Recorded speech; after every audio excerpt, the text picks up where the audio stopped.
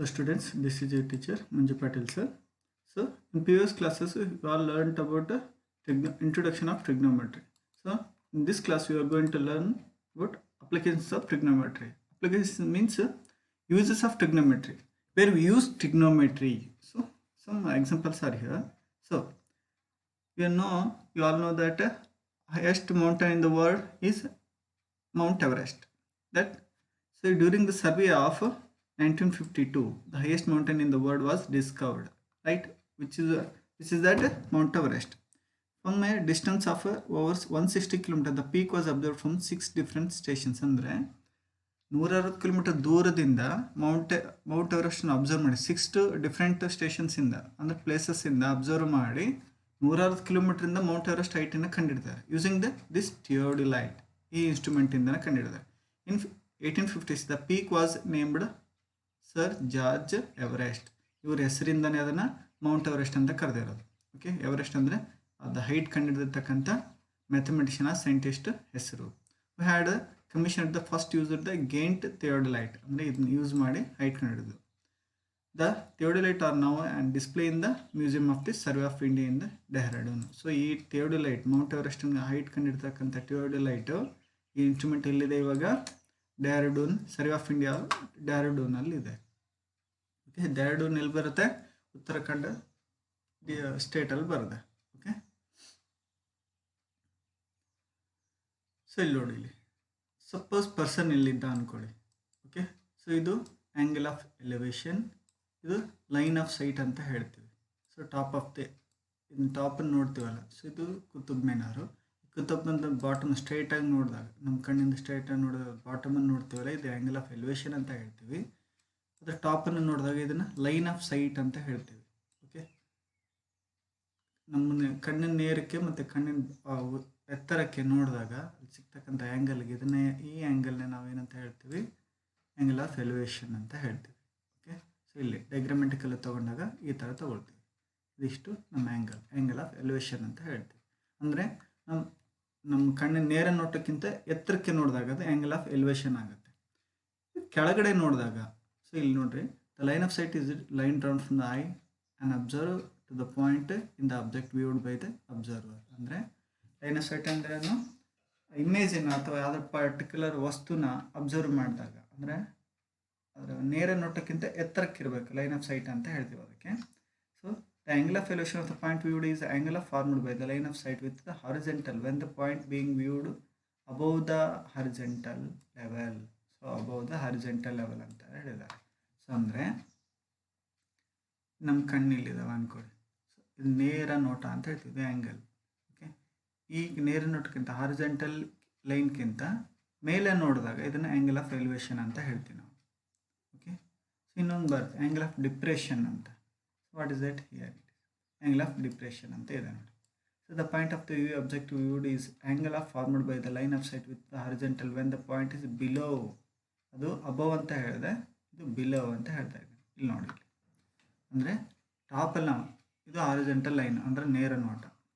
ಈಗ ಇದಕ್ಕಿಂತ ಕೆಳಗಡೆ ನೋಡಿದಾಗ ಆ್ಯಂಗಲ್ ಆಫ್ ಡಿಪ್ರೆಷನ್ ಅಂತ ಹೇಳ್ತೀವಿ. ಇದಕ್ಕಿಂತ ಮೇಲೆ ನೋಡೋದು, ಸಪೋಸ್ ಇಲ್ಲೊಂದು ಏನಾದರೂ ಕುತುಬ್ ಮಿನಾರು ಯಾವುದೊಂದು ಪಾರ್ಟಿಕಲ್ ಇತ್ತು ಅಂದ್ಕೊಳ್ಳಿ, ಅದನ್ನು ಇಲ್ಲಿ ಮೇಲೆ ನೋಡಿದಾಗ ಇದು ಏನಾಗುತ್ತೆ? ಆ್ಯಂಗಲ್ ಆಫ್ ಎಲಿವೇಶನ್ ಆಗುತ್ತೆ. ಇದು ಕೆಳಗಡೆ ನೋಡಿದ್ದೀವಲ್ವ, ಆ್ಯಂಗಲ್ ಆಫ್ ಡಿಪ್ರೆಷನ್ ಆಗುತ್ತೆ. ಓಕೆ, ಸೊ ಇದನ್ನು ನೋಟ, ಇದು angle of line of site ಅಂತ ಹೇಳ್ತೀವಿ ಇದಕ್ಕೆ. ರೈಟ್, ಸೈಟ್ ಅಂದ್ರೇನು? ದೃಷ್ಟಿ ಅಂತ ಅರ್ಥ. ರೈಟ್, ಸೊ ಇದು ಯಾವ ಥರ ಯೂಸ್ ಮಾಡ್ತೀವಿ ಅಂತ ಇಲ್ಲಿ ನೋಡೋಣ. ಸೊ ಟ್ರಿಗ್ನೋಮೆಟ್ರಿ ಯಾವ್ಯಾವ ಥರ ಯೂಸ್ ಆಗುತ್ತೆ ಅನ್ನೋದನ್ನು. So example form: a tower stands vertically on the ground from a point on the ground which is 50 meter away from the foot of the tower. Okay, ಇಲ್ಲಿದೆ, ಇಲ್ಲಿಂದ ಅಬ್ಸರ್ವ್ ಮಾಡ್ತಿದ್ದಾರೆ. Tower ಎಷ್ಟು ದೂರದಲ್ಲಿದೆ? 15 meter ದೂರದಲ್ಲಿದೆ. The angle of elevation of the top of the tower is found to be 60 degree. So ಅಂದರೆ ಇಲ್ಲಿಂದ observe ಮಾಡಿದಾಗ angle of elevation ಎಷ್ಟಿದೆ? 60 ಡಿಗ್ರಿ ಇದೆ. Find the height of the tower. So almost ಇಲ್ಲಿ ಟ್ಯಾನೇ use ಆಗುತ್ತೆ. ಯಾಕೆ ಟ್ಯಾನನ್ನು use ಮಾಡ್ತಾರೆ ಅಂತಂದರೆ, ಸೊ ಇಲ್ಲಿ ನೋಡ್ರಿ, we know that what is the formula for tan? It is O/A. It means opposite by adjacent. Right, so ನಾವು ಯಾವಾಗಲೂ ಕಂಡುಹಿಡಬೇಕಾದ್ದು ಈ ಡಿಸ್ಟೆನ್ಸನ್ನು. ನಾವಿಲ್ಲಿದ್ದೀವಿ, ಪರ್ಸನ್ ಇಲ್ಲಿದ್ದಾರೆ, ಆಬ್ಜೆಕ್ಟ್ ಇಲ್ಲಿದೆ ಅಂತಂದರೆ ಈ ಡಿಸ್ಟೆನ್ಸನ್ನು ಕಂಡುಹಿಡಿಬೇಕಾಗುತ್ತೆ ಸಮಟೈಮು, ಇಲ್ಲ ಸಮಟೈಮು ಇದ್ರ ಹೈಟ್ ಕಂಡುಹಿಡಿಬೇಕಾಗುತ್ತೆ. ಸೊ ಆಲ್ಮೋಸ್ಟ್ ಆಲ್ ಇವೆರಡನ್ನು ಡಿವೈಡ್ ಬೈ ಮಾಡಿದ್ರೆ ಏನು ಬರುತ್ತೆ ನಮ್ಮ ವ್ಯಾಲ್ಯೂ. ಸೊ ಅಲ್ಲಿ ಇವೆರಡನ್ನು ಡಿವೈಡ್ ಬೈ ಮಾಡಬೇಕಂದ್ರೆ ಯಾವ್ದು ತೊಗೊಳ್ತೀವಿ ನಾವು, ಟ್ಯಾನನ್ನು ತೊಗೊಳ್ತೀವಿ.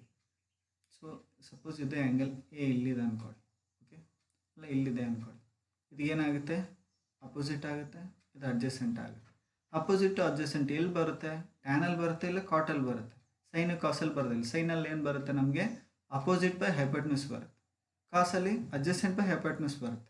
ಸೊ ಟ್ಯಾನಲ್ಲಿ ಮಾತ್ರ ನಮ್ಗೆ ಏನು ಬೇಕಾಗುತ್ತೆ, ಅಪೋಸಿಟ್ ಟು ಅಡ್ಜಸೆಂಟ್ ಮಾತ್ರ. ಅಂದರೆ ಟವರ್ ಹೈಟು ಡಿಸ್ಟೆನ್ಸ್ ಇವೆರಡನ್ನು ಕಂಡುಹಿಡಬೇಕಲ್ವಾ. So there for we use tan ಇಲ್ಲಿ. ಓಕೆ, ಟ್ಯಾನ್ 60 ಅಂದರೆ ಏನು ತೊಗೊಂಡ್ರೆ A B by B C. ಯಾಕೆ, ಅಪೋಸಿಟ್ ಬೈ ಅಡ್ಜಸೆಂಟ್ ಹೌದಲ್ವಾ. ಆ್ಯಂಗಲ್ ಇಲ್ಲಿದೆ ಅಂದರೆ ಇದು ಅಪೋಸಿಟ್ ಆಗುತ್ತೆ, ಇದು ಅಡ್ಜಸೆಂಟ್ ಆಗುತ್ತೆ. So A B by B C. Tan 60 means what, that is √3. A B ಗೊತ್ತಿಲ್ಲ ನಮಗೆ, ಬಿ ಸಿ ಎಷ್ಟಿದೆ ಡಿಸ್ಟೆನ್ಸು 15 ಇದೆ. ಸೊ ಎ ಬಿ ಹೈಟ್ ಎಷ್ಟಾಗುತ್ತೆ, ಹಾಗಾದರೆ ಕ್ರಾಸ್ ಮಲ್ಟಿಪ್ಲೈ ಮಾಡಿ 15 × √3 15 √3. ಸೊ ಆ ಟವರಿನ ಹೈಟ್ ಎಷ್ಟಿದೆ ಅಂತಂದರೆ height of the tower is 15 √3 meter. Simple ಅಲ್ವಾ. ಸೊ ಇಲ್ಲಿಂದ ಅದು ಥಿಯೋಡಿಲೈಟ್ ಅಂತ ತೋರಿಸಿದ್ನಲ್ವ, ಅಲ್ಲಿಂದ ಅದನ್ನ ಇಟ್ಕೊಂಡು ಅಬ್ಸರ್ವ್ ಮಾಡಿದಾಗ ಈ ಟವರ್ನ ಹೈಟ್ ಈಸಿಯಾಗಿ ಕಂಡುಹಿಡಿಬೋದು ನಾವು. Right. So next second question. An electrician has to repair an electric fault on the pole of the height 5 meter. ಅಂದರೆ ಈ ಪೋಲ್ನ ಹೈಟ್ ಎಷ್ಟಿದೆ, 5 ಮೀಟರ್ ಇದೆ. She needs to reach a point 1.3 meter below the top of the pole. ಅಂದರೆ ಇಲ್ಲಿಂದ ಇಲ್ಲಿಗೆ ಎಷ್ಟಿದೆ, 1.3 metre below ಇದೆ. Right. Top of undertake the repair work. What should be the length of the ladder that she should use which when inclined at an angle 60 degree. Angle ಎಷ್ಟಿದೆ, 60 degree ಇದೆ. Would enable her to reach the required position also. How far from the foot of the pole should she place the foot of the ladder. So ಈ ಡಿಸ್ಟೆನ್ಸನ್ನ ಕಂಡುಹಿಡಬೇಕು. ಈ distance ಅಂತ ಗೊತ್ತಿರುತ್ತೆ, B to D ನಿಮಗೆ distance ಗೊತ್ತಾಗುತ್ತೆ. ಹೇಗೆ, total 5 ಇತ್ತಲ್ಲಿ 1.3 minus ಮಾಡಿದ್ರೆ ನಿಮ್ಗೆ ಈಸಿಯಾಗಿ ಗೊತ್ತಾಗ್ಬಿಡುತ್ತೆ. ಸೊ ಇಲ್ಲಿ √3 ವ್ಯಾಲ್ಯೂ ಅವರೇ ಕೊಟ್ಟಿದ್ದಾರೆ, 1.73 ತೊಗೊಂಡು ಪ್ರಾಬ್ಲಮ್ನ ಸಾಲ್ವ್ ಮಾಡಬೇಕಂತ. So C the example. ಆಗಲೇ ಹೇಳಿದೆ ಬಿ ಡಿ ಅಂದರೆ ಈ ಲೆಂತ್ ಇಲ್ಲಿಂದ ಇಲ್ಲಿಗೆ ಎಷ್ಟಾಗುತ್ತೆ ಅಂತ ನೋಡಬೇಕಂದ್ರೆ ಟೋಟಲ್ ಇಲ್ಲಿ ಎ ಇಂದ ಡಿಗೆ 5 ಮೀಟ್ರ್ ಇತ್ತು, ಅದರಲ್ಲಿ 1.3ನ ಮೈನಸ್ ಮಾಡಿದ್ರೆ ಗೊತ್ತಾಗುತ್ತೆ ಎಷ್ಟದು, 3.7 ಅಂತ. Right. So B D = A D minus A B. 5ನಲ್ಲಿ 1.3 ಮೈನಸ್ ಮಾಡಿದ್ರೆ 3.7 ಮೀಟರ್ ಬಂತು. Okay. So next here B C represent the ladder. We needs to find the its length. ಅಂದರೆ ಲ್ಯಾಡರ್ ಲೆಂತ್ ಬೇಕು. ಇಲ್ಲಿ ಲ್ಯಾಡರ್ ಯಾವ ಥರ ವರ್ಕ್ ಮಾಡುತ್ತೆ, ನಮಗೆ ಹೈಪೋಟೆನ್ಯೂಸ್ ಆಗುತ್ತೆ. ಸೊ ಇದು ರೈಟ್ ಆ್ಯಂಗಲ್ ಇದ್ದಾಗ ಹೈಪೋಟೆನ್ಯೂಸ್ ಆಗುತ್ತೆ. ಸೊ ಇಲ್ಲಿ ಪೈಥಾಗೋರಸ್ ಥಿಯರಮ್ ಪ್ರಕಾರ B C is the hypotenuse. Right. B C square = B D square plus D C square ಅಂತ ತಗೋಬೋದು. ಬಟ್ ಇಲ್ಲಿ ಟ್ರಿಗ್ನೋಮೆಟ್ರಿ ಯೂಸ್ ಮಾಡ್ಕೊಂಡು ಫೈಂಡ್ ಔಟ್ ಮಾಡೋಣ ಅಂತ. ರೈಟ್. ಈಗ ತಾನೇ ಹೇಳಿದೆ. ಸೊ ಟ್ಯಾನ್ ಯಾಕೆ ತೊಗೋತೀವಿ, ಅಲ್ಲಿದ್ದ ಅಪೋಸಿಟ್ ಬೈ ಅಡ್ಜಸೆಂಟ್. ಬಟ್ ಇಲ್ಲಿ ಹೈಪೋಟೆನ್ಯೂಸ್ ಕಂಡುಹಿಡಬೇಕು ಅಂತಂದಾಗ ಹೈಪೋಟೆನ್ಯೂಸ್ ತೊಗೋಬೇಕು. ಹೈಪೋಟೆನ್ಯೂಸ್ ಎಲ್ಲಿ ಬರುತ್ತೆ, ಸೈನಲ್ಲಿ ಬರುತ್ತೆ. ಸೈನಲ್ಲಿ ಯಾವುದು, ಸೈನ್ ಫಾರ್ಮುಲಾ ಏನು, ಅಪೋಸಿಟ್ ಬೈ ಹೈಪೋಟೆನ್ಯೂಸ್. ಸೊ ನಾವೇನು ತೊಗೋತೀವಿ, sine. B D is the opposite, B C is hypotenuse. B D value ಏನು, 3.7. ಬಿ ಸಿ ವ್ಯಾಲ್ಯೂ ಗೊತ್ತಿಲ್ಲ ನಮಗೆ. Okay. B C value place ಮಾಡಿ ಇಲ್ಲಿ ನೋಡಿ ಕ್ವಶನಲ್ಲಿ ಬಿ ಸಿ ವ್ಯಾಲ್ಯೂ ಗೊತ್ತಿಲ್ಲ, ಲ್ಯಾಡರ್ ವ್ಯಾಲ್ಯೂ ಗೊತ್ತಿಲ್ಲ, ಬಿ ಡಿ ವ್ಯಾಲ್ಯೂ ಗೊತ್ತು ನಮಗೆ. ಓಕೆ. ಸೊ ಇದು ಅಪೋಸಿಟ್, ಇದು ಹೈಪೋಟೆನ್ಯೂಸ್, ಇದು adjacent. Okay. 5 meter by H ಅಂತ ಬರ್ಕೋಬೋದು ಬೇಕಿದೆ. ಬಿ ಡಿ ವ್ಯಾಲ್ಯೂ ಗೊತ್ತಿದೆ 3.7. ಸೈನ್ 60 ಅಂದರೆ ಎಷ್ಟು, that is √3/2. B D value 3.7, B C ಗೊತ್ತಿಲ್ಲ, ಬಿ ಸಿ ಅಂತ ಬರೀ ಸೈನ್ 60 ಅಂದರೆ √3/2 ಆಗುತ್ತೆ. ನೆಕ್ಸ್ಟ್ ಕ್ರಾಸ್ ಮಲ್ಟಿಪ್ಲೈ ಮಾಡಿ ಬಿ ಸಿ ಇಲ್ಲಿ ಬರುತ್ತೆ 2 × 3.7 √3 ಆಗುತ್ತೆ. ಓಕೆ. ಸೊ ಇಲ್ಲೇ ಬೇಕಂದ್ರೆ ಇಲ್ಲಿ ಬರೀತೀವಿ ನೋಡಿ.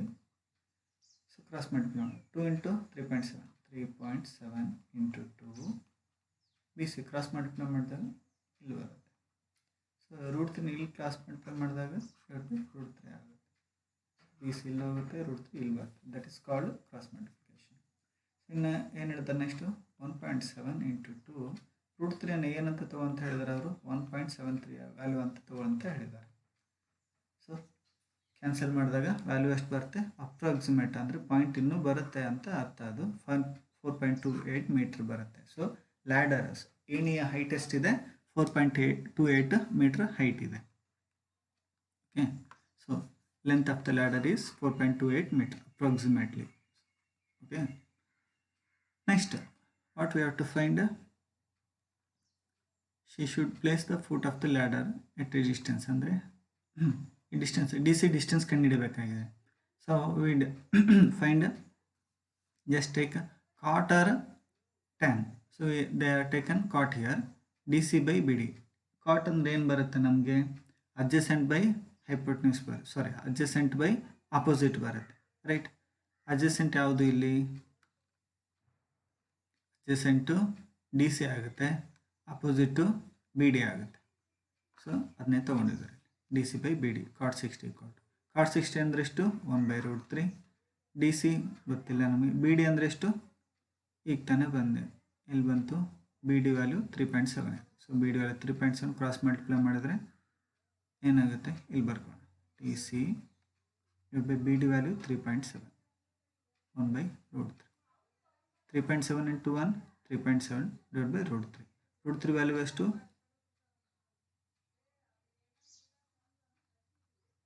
3.7 divided by 1.73. ಕ್ಯಾನ್ಸಲ್ ಮಾಡಿದಾಗ 2.14 ಮೀಟ್ರ್ ಬರುತ್ತೆ. ಸೊ ಅದು ಕರೆಂಟ್ ಕಂಬಕ್ಕೂ ಮತ್ತು ಲ್ಯಾಡರ್ಗೂ ಡಿಸ್ಟೆನ್ಸ್ ಎಷ್ಟಿದೆ ಅಂತಂದರೆ 2.14 ಮೀಟರ್ ಡಿಸ್ಟೆನ್ಸ್ ಇದೆ ಅಂತ ಅರ್ಥ ಇಲ್ಲ, right. Third question, example, an observer 1.5 meter tall is 28.5 metre away from the chimney. ಇದು ಚಿಮ್ನಿ ಅಂದರೆ ಹೊಗೆ ಬರ್ತಾ ಇರ್ತದಲ್ಲ ಫ್ಯಾಕ್ಟ್ರೀಸಲ್ಲೆಲ್ಲ, ಅದಕ್ಕೆ ಚಿಮ್ನಿ ಅಂತ ಹೇಳ್ತೀವಿ ನಾವು. ಸೊ ಓಕೆ, ಆ ಆ್ಯನ್ ಅಬ್ಸರ್ವರ್ 1.5 ಮೀಟರ್, ಇಲ್ಲಿ ಅಬ್ಸರ್ವರ್ ಇದ್ದಾನೆ, ಅವನ ಹೈಟ್ ಎಷ್ಟು, 1.5 ಮೀಟರ್. ಓಕೆ, ಅಂದರೆ 150 ಸೆಂಟಿಮೀಟರ್ ಇದ್ದಾನೆ ಅಂತ ಅರ್ಥ. Is 28.5 metre away from the, away ಅಂದ್ರೇನು, ದೂರದಲ್ಲಿ, ಅಂದರೆ ಎಷ್ಟು ದೂರದಲ್ಲಿದ್ದಾನೆ, ಇಲ್ಲಿಂದ ಇಲ್ಲಿಗೆ ಎಷ್ಟು ದೂರ ಅಂತ ಅನ್ಕೋಬೇಕು. 28.5 ಮೀಟರ್ ಡಿಸ್ಟೆನ್ಸಲ್ಲಿದ್ದಾನೆ, right. The angle of elevation of the top of the chimney from her eyes, ಅವಳ ಐಸಿಂದ ಎಷ್ಟಿದೆ ಆ್ಯಂಗಲ್ ಆಫ್ ಎಲಿವೇಶನ್, 45 ಡಿಗ್ರಿ ಇದೆ. What is the height of the chimney. Okay, actually ನಾವು ಇಲ್ಲಿಂದ ನೇರ ನೋಟ ಇದೆಯಲ್ವಾ, ಫಸ್ಟ್ ಇಲ್ಲಿಂದ ಹೈಟ್, ಈ ಸೈಟನ್ನು ತೊಗೋಬೇಕು, ಈ ಹೈಟನ್ನು ಕಂಡುಹಿಡ್ಕೋಬೇಕು. ಬಟ್ ಇದು angle of height of the chimney ಆಗಲ್ಲ. ಈ ಹೈಟನ್ನು ಕಂಡುಹಿಡ್ಕೊಂಡ ನಂತರ ಇದಕ್ಕೆ ಈ ಹೈಟನ್ನು ಕೂಡಿಸ್ಬೇಕು. ಇದು ಎಷ್ಟಿರುತ್ತೆ, 1.5 ಮೀಟ್ರ್ ಇರುತ್ತೆ, ಇದು ಕೂಡ 1.5 ಮೀಟ್ರ್ ಇರುತ್ತೆ. ಓಕೆ, ಸದ್ಯಕ್ಕೆ ನಾವು ಈ ಹೈಟನ್ನು ಕಂಡುಹಿಡ್ಕೋಬೇಕು. ಏನಿದು, ಎ ಇ ಹೈಟನ್ನು ಕಂಡುಹಿಡ್ಕೋಬೇಕು. ಓಕೆ, ಎ ಬಿ ಎಲ್ಲಿದೆ, A B is A E plus B E. A E plus A E ಅಂದರೆ ಇದು, ಬಿ ಇ ಅಂದರೆ ಇದು. So A E plus B E ಸೇರಿಸಿದಾಗ ಎ ಬಿ ಬರುತ್ತೆ. ಎ ಇ ವ್ಯಾಲ್ಯೂ ಗೊತ್ತಿಲ್ಲ ನಮಗೆ, but B E value 1.5. D E equal to C B, D C B E ಎರಡು same ಇರುತ್ತೆ, ದಟ್ ಈಸ್ 1.5 ಮೀಟರ್ ಆಗುತ್ತೆ. C B and D E 28.5 metre ಇರುತ್ತೆ, ಇದು ಕೂಡ 28.5 metre. Okay, so next problem solve ಮಾಡೋಣ. So ಯಾವ triangle ತೊಗೋಬೇಕಿಲ್ಲಿ, A D E triangle ತೊಗೊಳ್ಳಿ. ಇ ಡಿ ಇ ಟ್ರಯಾಂಗಲ್ ತೊಗೊಂಡಾಗ so tan 45 equal to, tan ಅಂದರೆ ಏನು, opposite by, tan means opposite by adjacent. So A E by D E ಅಂತ ತೊಗೊಳ್ತೀವಿ. Okay, tan 45 A E by D E. A E value ಗೊತ್ತಿಲ್ಲ, D E value 28.5. So tan 45 ಅಂದರೆ 1, 28.5 into 1 ಅಂತಂದರೆ cross multiply ಮಾಡಿದಾಗ ಏನಾಗುತ್ತೆ, 28.5. So A E value ಎಷ್ಟು ಬಂತು, 28.5 value ಬಂತು. So height of the chimney ಏನಾಗುತ್ತೆ, ಇಲ್ಲ ಹೈಟ್ ಆಫ್ ದ ಚಿಮ್ನಿ ಅಂದರೆ ಏನು ತೊಗೊಂಡಿದ್ವಿ, ಎ ಬಿ ಅಂತ ತೊಗೊಂಡಿದ್ವಿ. ಎ ಇ ವ್ಯಾಲ್ಯೂ ಗೊತ್ತಿರಲಿಲ್ಲ, ಈಗ ಗೊತ್ತಾಯ್ತು ನಮಗೆ. ಸೊ ಇಲ್ಲಿ 28.5 ಪ್ಲಸ್ 1.5 ಸೇರಿಸಿದ್ರೆ ಎಷ್ಟಾಗುತ್ತೆ, ಎಷ್ಟಾಗುತ್ತೆ. ಸೊ ದಟ್ ಈಸ್ 30 ಮೀಟರ್ ಆಗುತ್ತೆ. Height of the chimney is 30 meter, right. Next example 4. From a point P on the ground, the angle of elevation of the top of the 10-meter tall building is 30 degree. Okay. From a point P on the ground, the angle of elevation of the top of the 10-meter tall building. ಇದು 10-meter tall building. Okay. Angle of elevation ಎಷ್ಟಿದೆ? 30 degree ಇದೆ. ಬಿಲ್ಡಿಂಗಿಗೆ 30 degree ಇದೆ. So flag is hoisted at the top of the building and angle of elevation of the top of the flag staff from the point P is 45 degree. ಅಂದರೆ ಈ point P ಇಂದ angle of ಈ ಫ್ಲಾಗಿನ ಟಾಪನ್ನು observe ಮಾಡಿದ angle of elevation ಎಷ್ಟಿದೆ? 45 degree ಇದೆ. So angle of ಎಲಿವೇಷನ್ಸ್ ಎರಡು ಬಂದಿದ್ದಾವೆ ಇಲ್ಲಿ. Find the length of the flag staff and the distance between the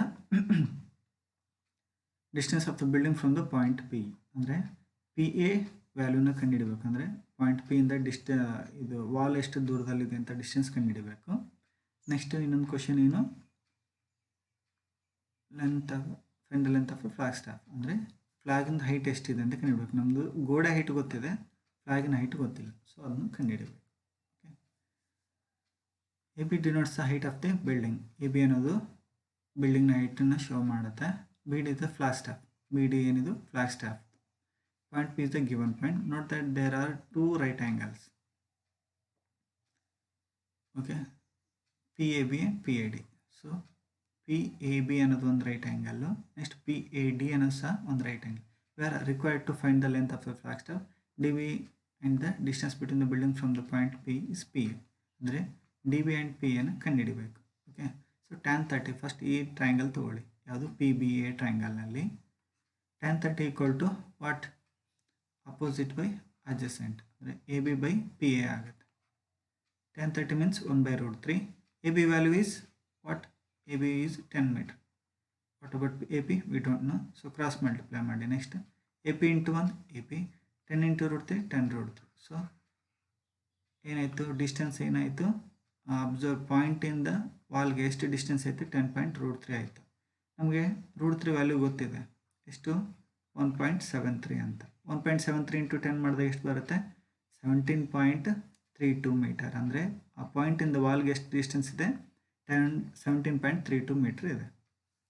so next we have to find height of the flag staff. ಇದನ್ನು ಸದ್ಯಕ್ಕೆ ನಮಗೆ ಇದು ವ್ಯಾಲ್ಯೂ ಗೊತ್ತಿಲ್ಲ ಅಲ್ವಾ?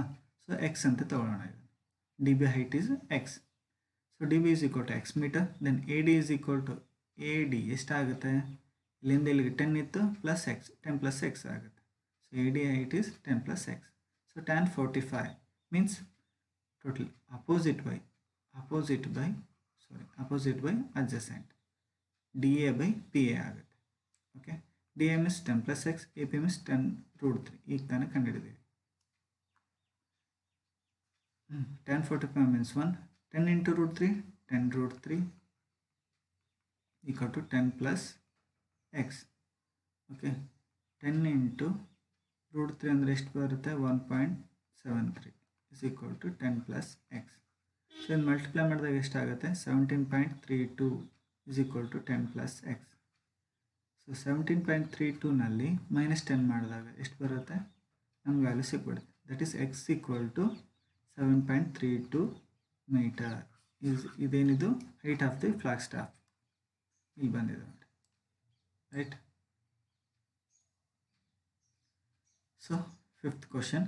The shadow of a tower standing on a level ground is found to be 40 meter long. Okay. When sun's altitude is 30 degree, then when it is 60 to find the height of the tower. Okay. A shadow of a tower standing on a level ground is found to be 40 meter long. Okay. ಅದರ shadow ಎಷ್ಟು ಬಿದ್ದಿದೆ? 40 meter long ಬಿದ್ದಿದೆ. And sun's altitude is 30 degree.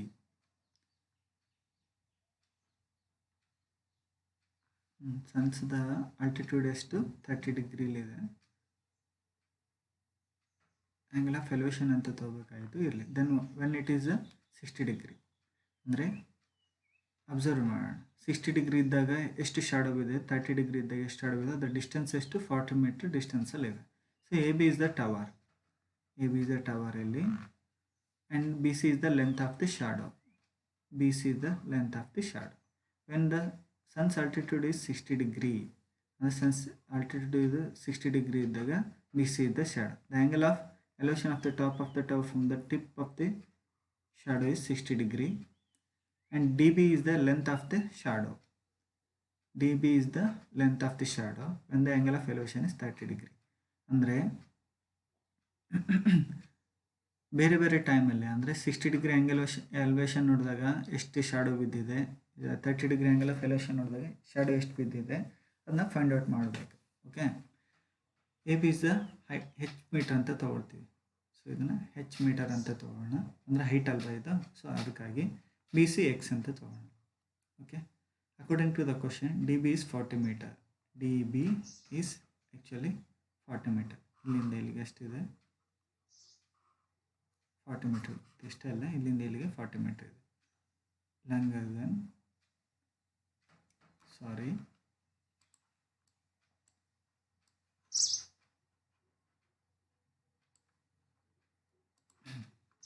D B is 40 meter longer than B C. ಅಂದರೆ B ಸಿಗಿಂತ D B 40 meter ಹೆಚ್ಚಾಗಿದೆ ಅಂತ ಅರ್ಥ. So ಅದಕ್ಕೆ ನಾವೇನು ತೊಗೊಳ್ತೀವಿ? Actually D B means what? D B is equal to D C plus B C, right? D C ಅಂದರೆ 40, B C ಅಂದರೆ ಎಕ್ಸ್ ಅಂತ ತೊಗೊಂಡು. So D B value is 40 plus x meter. So ನಾವು have to right angles. ಯಾವ right angles ಇದ್ದಾವೆ? A B D ಒಂದು right angle, A B C ಇನ್ನೊಂದು right angle. Okay, so first right angle ಯಾವ್ದು ತೊಗೊಳ್ಳೋಣ? A B C right angle ತೊಗೊಳ್ಳೋಣ. tan 60 equal to A B by B C. ನೋಡಿಲಿ, ಅಂದರೆ A B C right angle ತೊಗೊಂಡ್ರೆ tan 60 equal to opposite by adjacent. ಇದು angle ಅಲ್ವಾ? Opposite by adjacent ಅಂದರೆ A B by B C ಅಂತ ಬರುತ್ತೆ. So A B value is H. A B ಅಂದರೆ ಹೆಚ್ ಅಂತ ತೊಗೊಂಡಿದ್ದೀವಿ, ಬಿ ಸಿ ಅಂತಂದರೆ ಎಕ್ಸ್ ಅಂತ ತೊಗೊಂಡಿದ್ದೀವಿ. H by X equal to tan 60 ಅಂದರೆ ಎಷ್ಟು value? √3. Okay, so next A B D triangle ತೊಗೊಳ್ಳಿ. ಅಲ್ಲಿ tan 30 ಈಕ್ವಲ್ ಟು, ಯಾಕೆ tan 30? ಆ್ಯಂಗಲ್ 30 ಇದೆ ಅಲ್ವಾ ಇಲ್ಲಿ. ಸೊ ಹಾಗಾಗಿ so tan 30 equal to A B by B D. A B by B D. A B value ಹೆಚ್ಚು, B D value 40 plus X. Cross multiply ಮಾಡಿದಾಗ ಎಷ್ಟಾಗುತ್ತೆ? 40 ಪ್ಲಸ್ ಎಕ್ಸ್ ಇಂಟು 1 ಹೆಚ್ into √3. ಈ ಥರ value ಬರುತ್ತೆ. ನಮಗೆ ಹೆಚ್ ವ್ಯಾಲ್ಯೂ ಗೊತ್ತಿದೆ ಎಷ್ಟು? ಎಕ್ಸ್ √3 ಅಲ್ವಾ? ಇದನ್ನು ಇಲ್ಲಿ ಪುಟ್ ಮಾಡಿಬಿಡಿ. ಏನಾಗುತ್ತೆ? Next step 1 by √3 is equal to H value ಎಷ್ಟು? ಎಕ್ಸ್ √3 ಇಲ್ಲಿದೆ ಅಲ್ವಾ? ಕ್ರಾಸ್ ಮಲ್ಟಿಪ್ಲೈ ಮಾಡೋದು ಬಂದಿರುತ್ತೆ.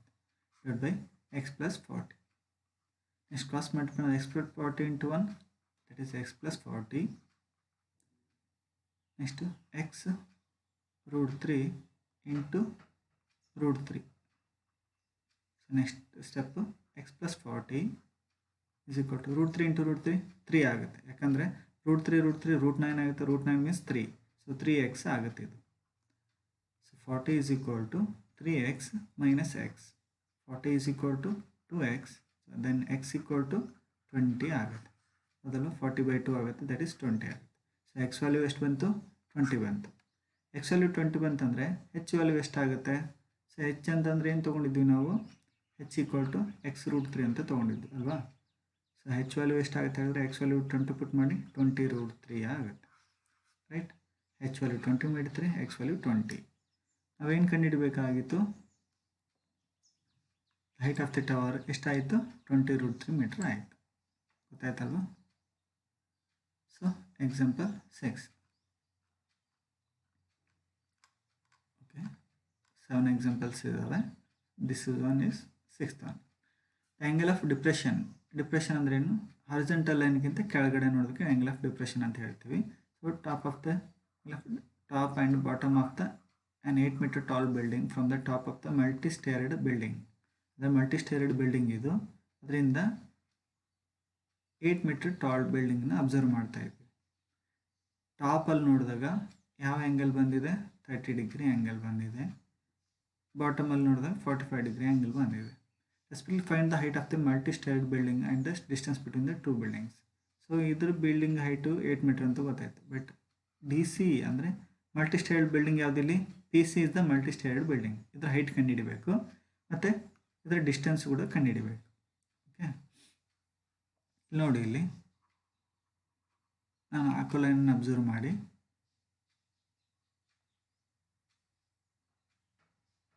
ಯಾವ ಥರ ಕಾಣಿಸುತ್ತೆ, ಜೆಡ್ ಶೇಪ್ ಕಾಣಿಸುತ್ತಲ್ವಾ. ಸೊ ಈ ಆ್ಯಂಗಲ್ ಯಾವುದು, ಇದು 30 ಡಿಗ್ರಿ ತಾನೆ. ಸೊ ಇದು ಸಹ 30 ಡಿಗ್ರಿ ಇರುತ್ತೆ. ಯಾಕೆ?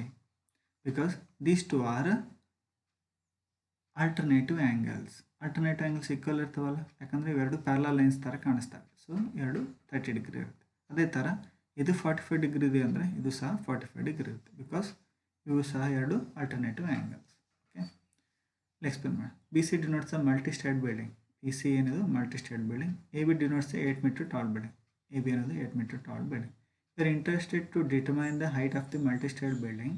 P C and distance between the two buildings ಇದು ಎ ಸಿ. ಅಂದರೆ ಪಿ ಸಿ ಮತ್ತು ಎ ಸಿನ ಕಂಡುಹಿಡಿಬೇಕು ನಾವು ಅಂತ ಅರ್ಥ. Look at the figure carefully. Observe that PB is the transversal to the parallel lines PQ and BD. Therefore, QPB, PPB are alternative angles. ಈಗ ತಾನೇ ಹೇಳಿದ್ನಲ್ಲ alternative angles ಅಂತ. So are equal. PBD is 30 degree. PAC is 45 degree. Right? ಈಗ ತಾನೇ ಹೇಳಿದ್ನಲ್ಲ ಅದೇ angles. In right angle PBD we have tan 30 degree. PD by PB ಅಂದರೆ ಈ ಟ್ಯಾಂಗಲ್ ಪಿ ಬಿ ಡಿ ಟ್ಯಾಂಗಲ್ ತೊಗೊಂಡಾಗ ಇದು ಅಪೋಸಿಟ್, ಇದು ಅಡ್ಜಸೆಂಟ್ ಆಗುತ್ತೆ. P D by B D ಅಂತ ತೊಗೋತೀವಿ. ಸೊ tan 30 ಇದೆ ಇಲ್ಲಿ. tan 30 ಅಂದರೆ ಎಷ್ಟು? 1/√3. ಓಕೆ, ನಮಗೆ ಪಿ ಡಿ ಬಿ ಡಿ ಎರಡು ವ್ಯಾಲ್ಯೂ ಗೊತ್ತಿಲ್ಲ, ಹಾಗಾಗಿ B D is equal to cross multiply ಮಾಡೋಣ. ಇಲ್ಲಿ P D by B D is equal to 1/√3 ಆಯಿತು. So cross multiply B D into 1 that is B D, P D into √3 P D √3 ಆಗುತ್ತೆ. Okay, ಅದನ್ನ ಇಲ್ಲಿ ಬರೆದಿರೋದು. Next P A C triangle ತೊಗೊಂಡಾಗ ಏನಾಗುತ್ತೆ? Opposite by adjacent. Adjacent ಯಾವುದಿಲ್ಲಿ? A C ಆಗುತ್ತೆ. So P C by A C. tan 45 ಅಂದರೆ 1 ಇಲ್ಲ, ಯಾಕಂದರೆ ಆ್ಯಂಗಲ್ ಆಫ್ ಡಿಪ್ರೆಷನ್ 45 ಇದೆಯಲ್ಲ, 45. tan 45 ಅಂದರೆ 1. ಸೊ ಕ್ರಾಸ್ ಮಲ್ಟಿಪ್ಲೈ ಮಾಡಿದಾಗ P C by A C equal to 1 ಆಯಿತು. ಕ್ರಾಸ್ ಮಲ್ಟಿಪ್ಲೈ ಮಾಡೋದು ಏನಾಗುತ್ತೆ? P C equal to A C into 1 A C. So P C equal to A C ಅಂತ ಆಯಿತು. Okay, P C equal to P D plus D C. Right, P D plus D C. Therefore P D plus D C equal to A C. ಅದರ ಅರ್ಥ ಏನು? P D plus D C ಎಷ್ಟಿದೆಯೋ ಅದಕ್ಕೆ equal A C. ಅಂದರೆ P C ಎಷ್ಟಿದೆಯೋ A ಸಿನೂ ಅಷ್ಟೇ ಇದೆ ಅಂತ ಅರ್ಥ. ಇಲ್ಲಿ ಈ ಪಿ ಸಿ ಲೆಂತ್ ಎಷ್ಟಿರುತ್ತೋ ಎ ಸಿ ಲೆಂತು ಸಹ ಅಷ್ಟೇ ಇದೆ ಅಂತ ಅರ್ಥ. Okay, A C equal to B D. ಯಾಕೆ ನೋಡಿಲಿ, A C equal to B D ಹೌದಲ್ವಾ? ಸ್ಟ್ರೇಟ್ ಕಾಣಿಸಲ್ಲ. ಎ ಸಿ ಎಷ್ಟಿರುತ್ತೋ ಬಿ ಡಿನೂ ಸಹ ಅಷ್ಟೇ ಇರುತ್ತೆ. Next D C equal to A B. ಈ ಎ ಬಿ ಎಷ್ಟಿರುತ್ತೋ ಡಿ ಸಿ ಸಹ ಅಂದರೆ ಎಷ್ಟಿರುತ್ತೆ? 8 ಮೀಟರ್ ಇರುತ್ತೆ. Right, we get P D plus 8 equal to B D. ಯಾಕೆ?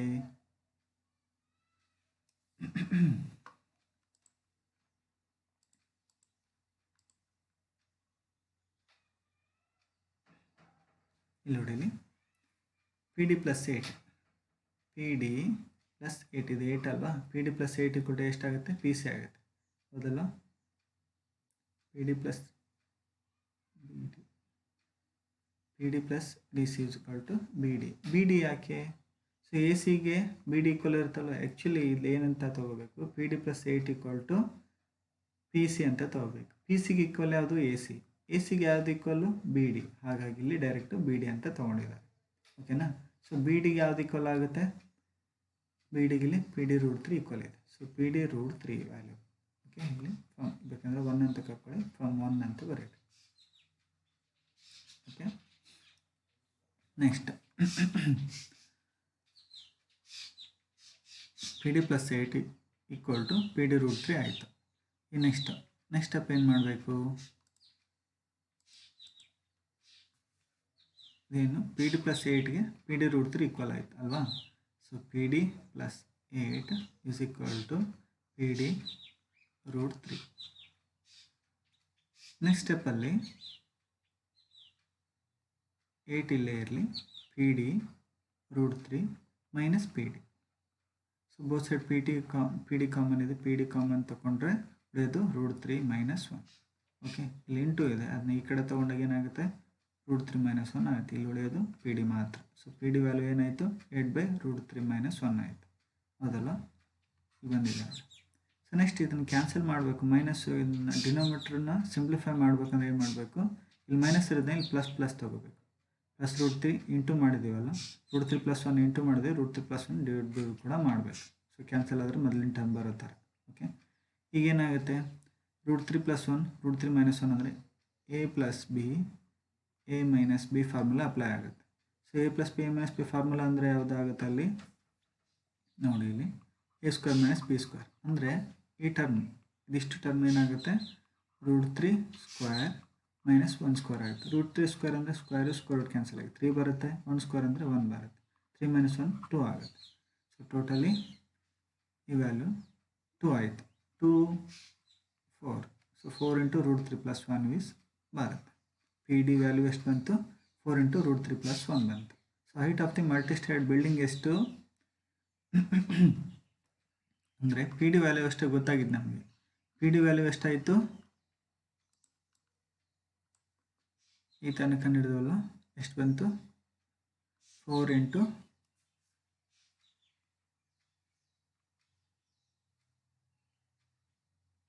√3 + 1 ಬಂತು P D height.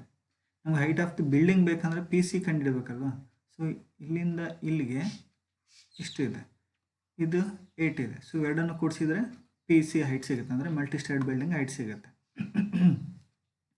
So height of the multistoreyed building is 4 × √3 + 1 + 8. ಎರಡನ್ನು ಸೇರಿಸಿ ಎಷ್ಟಾಗುತ್ತೆ, 8 + 1 = 9 ಆಗುತ್ತೆ ಅಲ್ವಾ. ಸೊ ಇದನ್ನು ಸಿಂಪ್ಲಿಫೈ ಮಾಡೋಣ. ಇಲ್ಲಿ ನೋಡಿ, √3 + 1 + 8 ಆಯಿತು ಅಲ್ವಾ. So 4 × √3 4 √3, 4 × 1 that is 4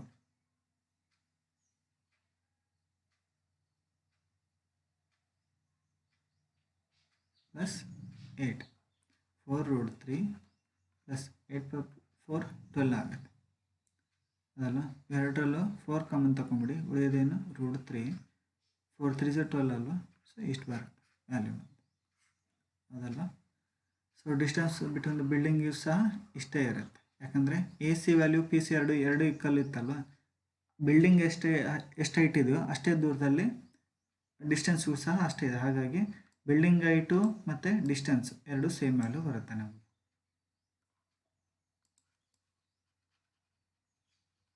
okay, next question. The point of a bridge across the river, angle of depression of the banks of the opposite side of the river is 30 degree and 45 degree respectively. The bridge is at a height of 3 meters from the banks of the find the width of the river. ಅಂದರೆ ನದಿದು width ಕಂಡುಹಿಡಿಬೇಕು ಅಂತ. So ನದಿ width ಯಾವುದಿಲ್ಲಿ, A B. Okay, A B ಡಿಸ್ಟೆನ್ಸನ್ನು ಕಂಡುಹಿಡಬೇಕು. In the figure A and B are the represent the points on the bank on the opposite sides of the river. ಅಂದರೆ ನದಿ ಆ ಕಡೆ ಈ ಕಡೆ ಪಕ್ಕ ಅಂತ ಅನ್ನಂಗೆ. So that A B is the width of the river, A B is the ನದಿಯ ಅಗಲ ಅಂದಂಗೆ. P is the point on the bridge of the height from 3 meter. The height of the bridge is what, 3 meter. Deep is 3 meter, right? We are interested to determine the width of the river, which is the length of the side AB of the triangle APB. ಈ point P ಇಂದ observe ಮಾಡಿದಾಗ ಇದು 30 degree ಇದೆ ಅಂದರೆ ಇದು ಎಷ್ಟಿರುತ್ತೆ, ಇದು ಕೂಡ 30 ಡಿಗ್ರಿ, ಬಿಕಾಸ್ ಅಲ್ಟರ್ನೇಟಿವ್ ಆ್ಯಂಗಲ್ಸ್. ಇದು 45 ಡಿಗ್ರಿ ಇದೆ ಅಂದರೆ ಇದು ಸಹ 45 ಇದು ಇರುತ್ತೆ, ಇದು ಸಹ 45 ಡಿಗ್ರಿ ಇರುತ್ತೆ. ಓಕೆ,